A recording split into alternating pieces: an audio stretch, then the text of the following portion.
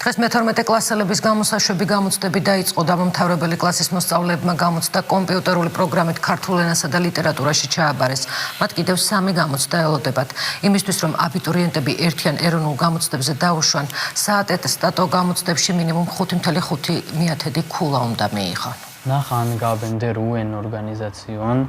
ქართულის გამოცდის დასრულებიდან რამდენიმე საათში ნიკა და მაკო გერმანულის გამოცდისთვის ემზადებიან.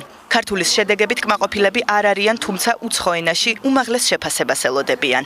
გერმანულის ნამდვილად არ უნდა ხანდელი წელს სწავლობდა, თან ახლა გერმანული ბევრად უფრო ადვილია, რამდენადაც მარტო გრამატიკა შედის და უმარტივესი ამოცანები, რომელსაც ყველა ამოხსნით. მოლოდინი ალბათ მაქსიმალური ქულის აღებას ველოდები. ნიკა და მაკო კლასელები არიან და საატესტატო გამოცდებისთვისაც ერთად მეცადინეობენ. ყველაზე მეტად ნიკას ისტორიის, მაკოს კი მათემატიკის გამოცდის ეშინია. ყველაზე მეტად მეშინია მათემატიკის, იმიტომ რომ არასდროს ცხოვრებაში არ მესმოდა მათემატიკა და ვერასდროს ვერ ხვდებოდი რაში უნდა გამომდგომოდა ცხოვრებაში მათემატიკა და ეხაც ვერ ხვდები. გამოსაშვები გამოცდა ქართულ ენასა და ლიტერატურაში დღეს 38,000-ზე მეტმა მე-12 კლასელმა ჩააბარა. საგამოცდო პროცესი მთელი საქართველოს მასშტაბით დილის 9 საათიდან დაიწყო. დღეს პირველი საგამოცდო დღეა და გამოცდა ბარდება ქართულ ენასა და ლიტერატურაში.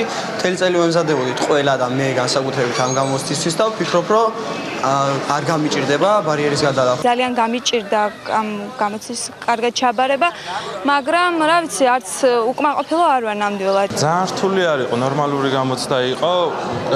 ვემზადებოდით 1 წელი, კარგად ვსწავლობდი და წარმატებით ჩავაბარე.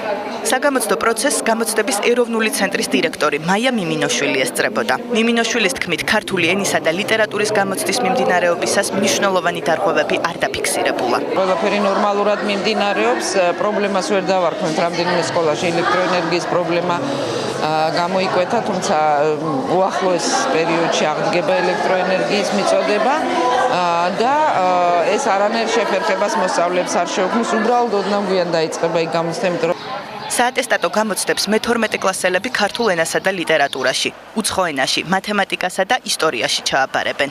საგამოცდო პროცესი 24 მაისს დასრულდება. ატესტატის მისაღებად მე-12 კლასელებს თითო საგანში მინიმუმ 5,5 ქულის დაგროვება მოუწევთ.